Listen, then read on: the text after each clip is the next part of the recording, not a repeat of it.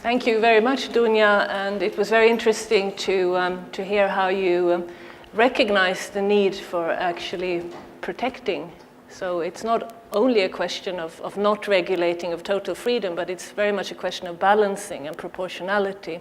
And we should come back to that in the questions and answers session as well. But next, I hand the floor over to David Mothander for a viewpoint from maybe a slightly different angle. And you are welcome to stay seated if you like, and you have 7 minutes. A report from the trenches. My name is David Mothander. I work with Google, and I'm basically responsible for policy issues and governmental affairs in the Nordic and the Baltic region. As a starting point, and this might be self-evident for everyone, we all love the internet, and so do I, of course. Not only because I'm paid to do it, but I actually do it. It's a platform of innovation. It's a platform of creativity. It is the motor of growth in the world as we see it, etc., etc. But reiterating what Dunja just said, this is a two-edged sword, because just as it can serve to create all of this good, fantastic stuff, it can also be used to suppress that creativity and freedom that it harnesses. There's a book written by Evgeny Morozov. More and cheaper tools in the wrong hands can result in less, not more democracy. I got that right, at least. Now, free expression is core to Google. It's one of our core values. Our products are created to foster and help free expression. We are providing tools for creation. We are talking about tools for communication, for sharing, and for finding information. Now, when our services are blocked, which they are, then we cannot serve our users anymore. When walls are built on the internet, global communications are disrupted, and the free voice of people are lost. Now, this is not the internet that Google wants, and this internet is basically contrary to the founding principles of Google. But this free expression in our world comes with a limit. We wrestle with these limits every day. We receive a lot of requests for taking down and taking away information.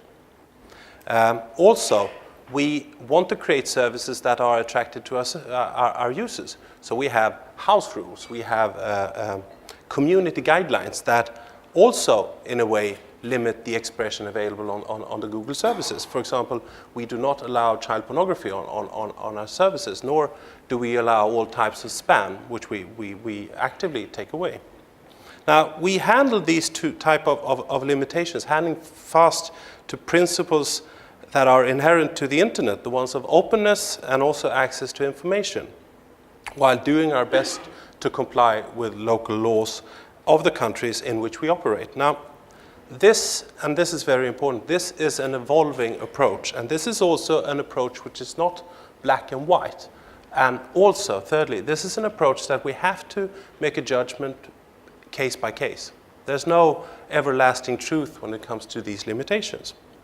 Now, as I've said, we believe that our primary responsibility is to our users to maximize their access to information and provide an open platform for their free expression. Now, our default position is to let information flow in as many ways as possible. Now, once again, there's no standard form to this. Every situation is different. We balance a range of factors here when deciding what the limitations are. We have to take a look at the local law. We look at cultural traditions. We look at government attitudes at the presence of our employees, to name just a few. We assess every country by itself, and then we decide whether or not to enter. And when we enter, we have to assess these different categories whenever we have to take a decision on the limitations. Bottom line, maximizing freedom of expression and access to information remains the same. Now, a second very important principle in this is something that Dunja also touched upon. Transparency. Dunja asked if a society can be protected without it being on the expense of freedom of expression and human rights. Well, I think a very important tool in that balance is transparency. We try to be as transparent as possible with respect to requests, for example. If we remove content, you will find a note saying that this requested content has been removed. More importantly, we believe that transparency is really equipping the users with the powers to protect themselves against those wanting to find out more about them. I have several examples of what Google is trying to do in terms of transparency.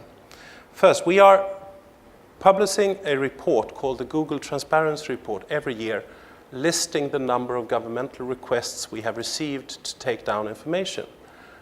You can find it at google.com/transparency report. And it's worth a visit, because the alarming thing with that report is that we can see that in all countries, the number of requests for taking down information is increasing.